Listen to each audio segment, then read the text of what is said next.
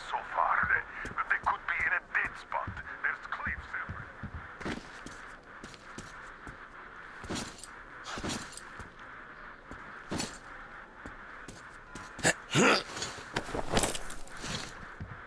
Alyosha, I'm playing the recording now. Lost contact with you.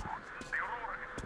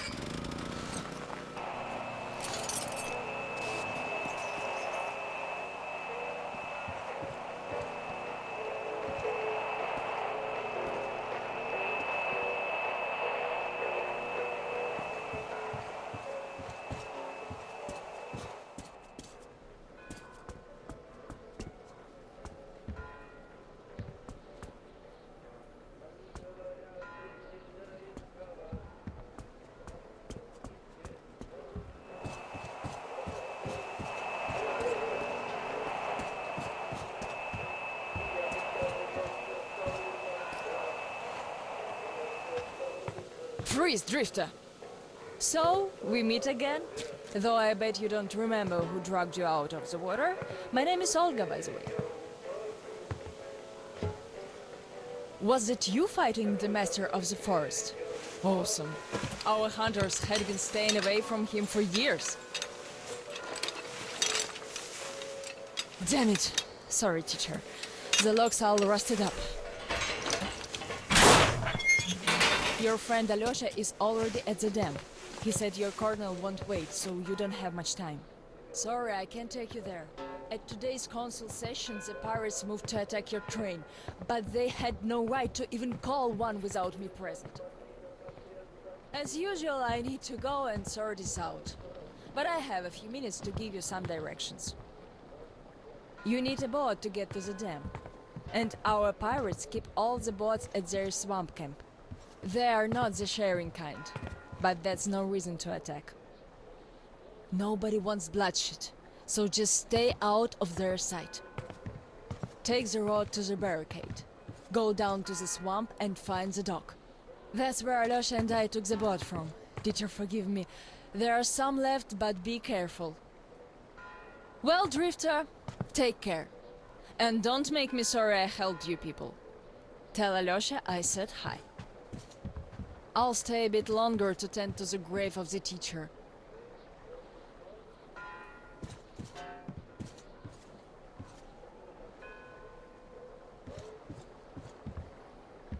Decided to relax a bit before the trip. That's a good idea.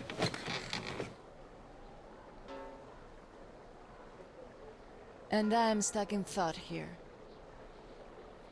Once the master decided to haunt the vicinity, People all but stopped coming.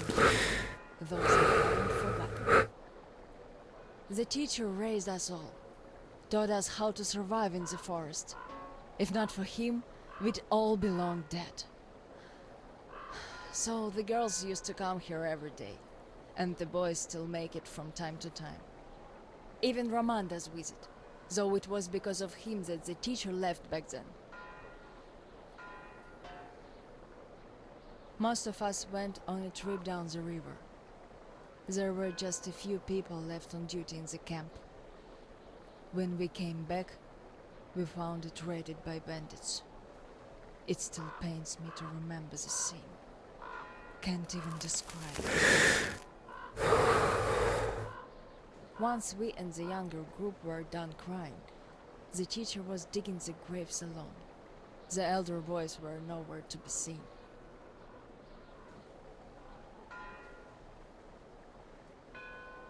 We helped the teacher with burying graves.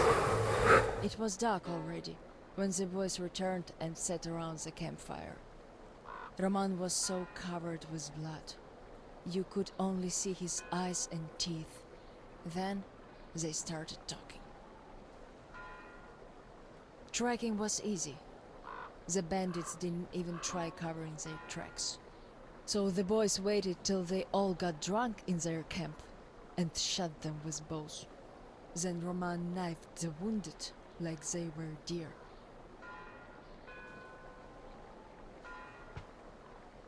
The teacher just sat there listening. I can still see his chin tremble.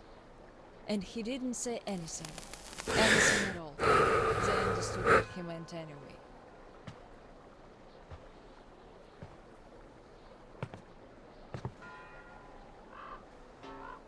Come morning, he was gone. To this church. At first he wouldn't speak to anyone, but us girls kept checking up on him, just to bring him some berries, or ask for advice, and gradually he started speaking to us. Still he was like a different man, so distant.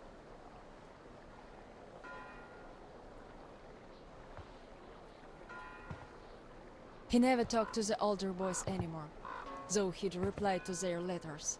And to the rest of us who'd keep visiting him, he would always say we had to become their conscience, keep them from becoming monsters. But how do you do that? And they didn't stop at that either.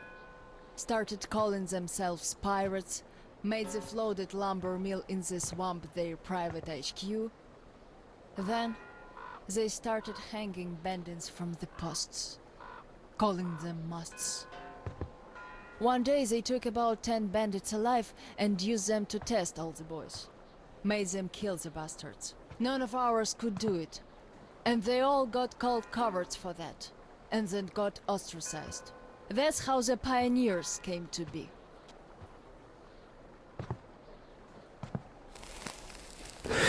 Of course they are calmed down by now.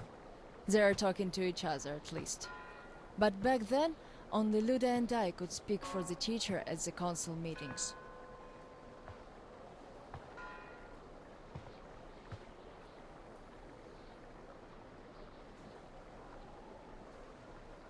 In the end, Luda and a few boys just couldn't take it anymore and left. I wonder if they found a better place to live. I still keep checking the radio hoping to hear from them.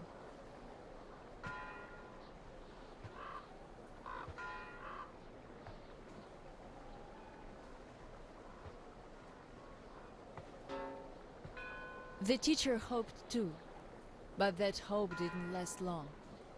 They left in July, and in September he shot himself.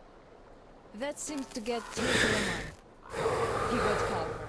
Some of the elder guys went over to the pioneers. After all, the important thing is that we stay together. So now I have an important voice at the council. 'Cause I can kick ass if they don't listen. And not just because they're not supposed to hurt girls. A fair fight is a fair fight. Thing is, the only one I lost to in a fair fight was Roman. And even then, I gave him a blue eye he had to wear for a week. That earned his respect. The one I had the most trouble with was the Admiral. He was Roman's right-hand man. Wouldn't leave the lumber mill no matter what. Kept saying we must defend it if we don't want the mutants to eat the whole valley. But the radiation levels kept climbing there. Roman checked it with the counter himself. So at one council meeting, Roman and our instructors had everyone vote against the Admiral, and the pirates went on to build a new fort near the shore, where it's still okay to stay. The Admiral would have none of that, so he and his most hardcore flunkies stayed at the mill. I never heard from them again. Radiation's not to be played with. The teacher didn't warn us all for nothing. So now, without the Admiral, there is nobody who'd dare give me any trouble in the council. I'll put a leash on them tonight, all right. Don't you worry. I just need some time to gather my thoughts. I don't like politics, really. You could listen to the teacher's diary if you like. He kept recording it, as if he knew.